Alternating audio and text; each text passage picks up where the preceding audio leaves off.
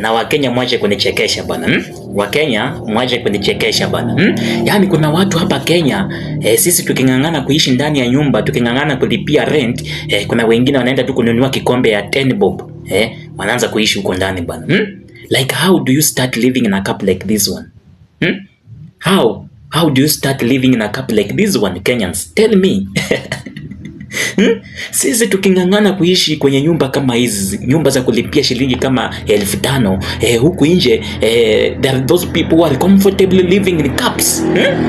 There are those people in uniform, comfortably living in cups. Tell me, how do you start living in a cup like this one, Kenyans? Anyway, kufikia hapo, wacha niachana hii story. Juu hata naweza ongea sana nikose kukula, juu nitaambiwa nyanya ama tomato siku hizi zimepanda bei. Kwa hivyo wacha niachana mambo ya hii kikombe kwa sababu hii ni nyumba ya mtu. Usionange kikombe kikiwa hapo ukaanza kukidharau bana. Kuna mtu anaishi ndani.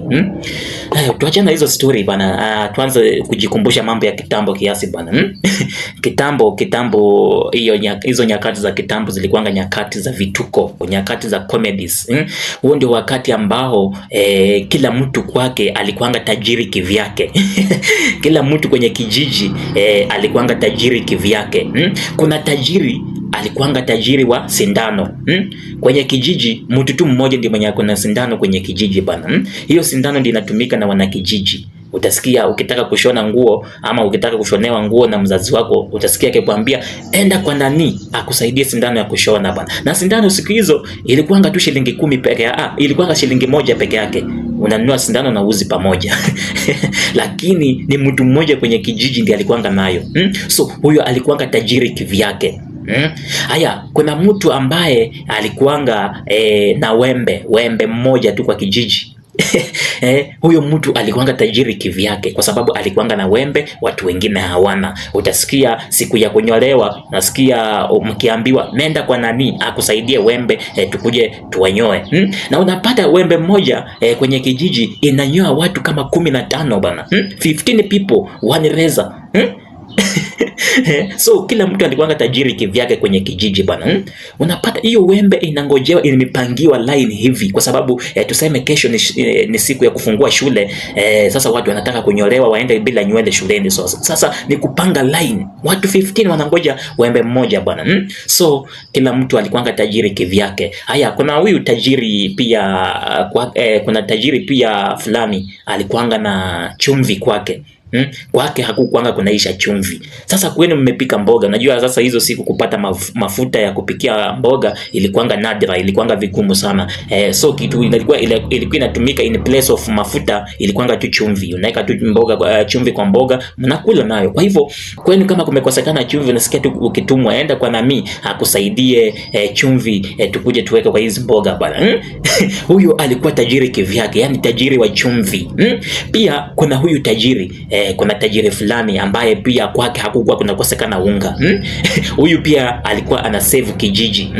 Wakati unga imekosekana kwenu ama unga imebaki kidogo na haitatosha ugali, unasikia ukiambiwa nenda kwa nani akusaidie unga kiasi tukuje tushikanishie hii ugali bana. Tajiri kivyake. Kuna pia huyu tajiri ambaye alikuwanga na jembe, alikuwa na majembe. Kwake hakukuwa kunakosekana majembe bana. So wakati wa kulima ama kupanda, kama kwenu kesho ni kupanda ama kulima, utasikia ukiambiwa nenda kwa nani akusaidie majembe tukuje twende tulime, ama twende tupande. Yani tajiri kivyake.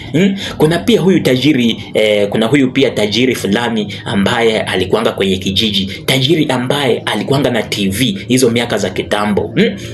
Na kupata kwa nyumba fulani kuna TV hizo siku, na kuambia utakuwa umezunguka bana, utakuwa umezunguka ndio upate mtu ako na TV. Unapatanga watu wametoka hapa kwenda 50 kilometers away kwenda kutazama TV kwa boma fulani bana. So kulikuwa na tajiri fulani wa TV ambaye eneo boma lake lilikuwanga linajaa watu kutoka maeneo mbalimbali wamekuja kwake kuwatch TV bana. So huyo alikuwa tajiri wa TV.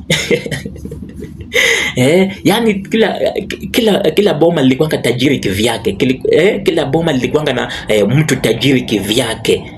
Sasa pia wewe unaweza tuambia kwenu hiyo miaka ya kitambo kulikuwa na tajiri wa kitu gani? Hebu tuambie hapa kwa comment section, kulikuwa na tajiri wa kitu gani nyumbani kwenu?